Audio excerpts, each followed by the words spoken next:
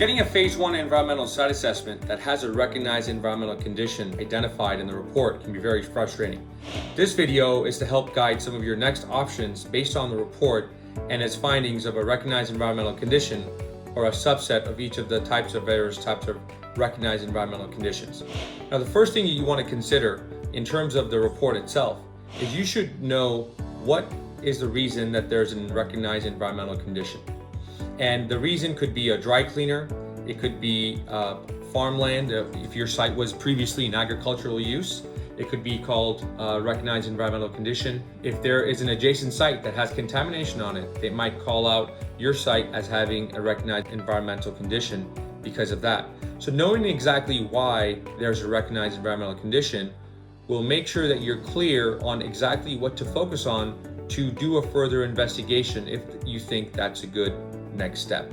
The next thing to consider is whether you're willing to perform Phase 2 investigation. And the Phase 2 subsurface investigation is going to be based on the permission of the seller. And what you'll have to figure out is, would you first want to take on the cost, or who's going to take on the cost of the Phase 2 investigation?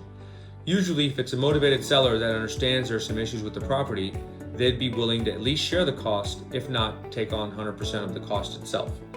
If the information generated with this Phase 1 is obviously shared with the seller, they're likely legally required to disclose it in future transactions.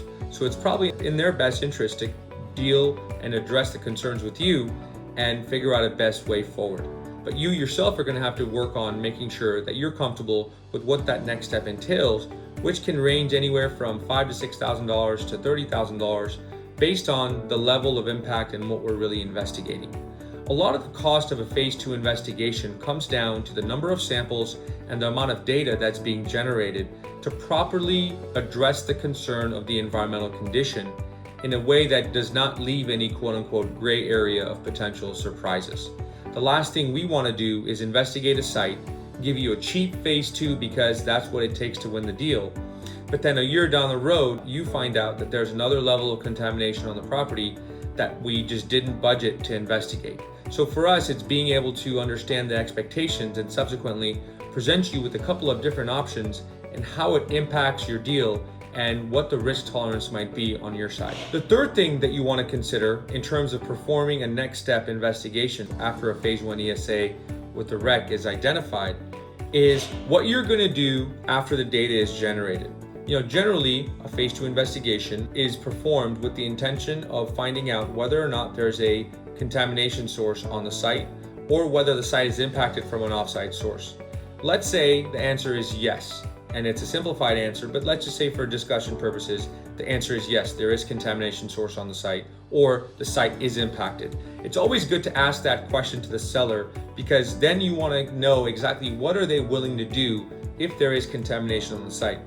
What you usually want to hear is the seller will then obviously want to get an estimate on the remediation or want to understand what are the options in terms of remediation and things like that, because that's when a negotiation on sharing those costs will come into play. In this case, without knowing that information or even having that conversation, you run the risk of paying for an investigation or having to share the cost of investigation and realizing that the seller is unwilling to really negotiate in good faith to address those concerns that are present on the property they're selling.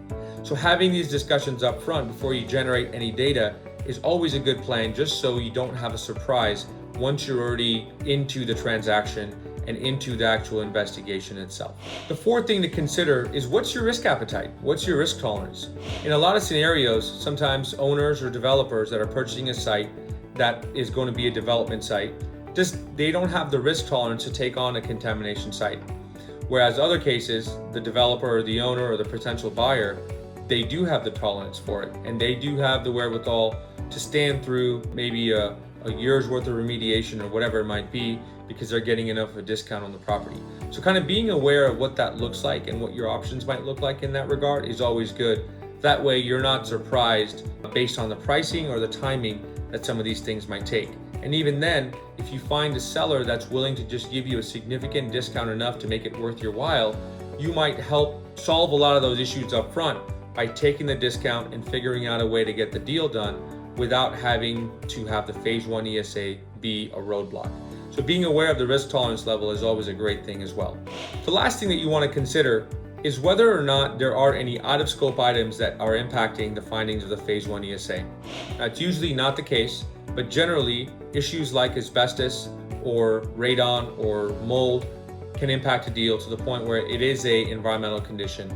And based on that, it might create a conversation with the seller. Now, again, based on the fundamental definition of a recognized environmental condition, this may or may not really be relevant, but it's worth noting that even despite the fact of a recognized environmental condition being present, there may be other out-of-scope items that are also impacting the deal. So really having that and taking that into account is a great step. Fundamentally, we always encourage continuing the conversation both from a consultant standpoint, from ourselves to you as a client, and both from you as a client in reaching out to us to help identify, clarify your options and quantifying those options to make sure that it's clear and your risk tolerance and risk level is also on the horizon, so that our goal is not just to do the Phase 1 and then proceed into the sunset. Our goal is to help you make sure this deal gets done with the price point and transaction experience that you're comfortable with. And so feel free to reach out to us. We can answer any questions you have and subsequently provide you with any other guidance you might need based on the Phase 1 you just did. Thanks again for using SL Environmental, and we look forward to working with you in the future.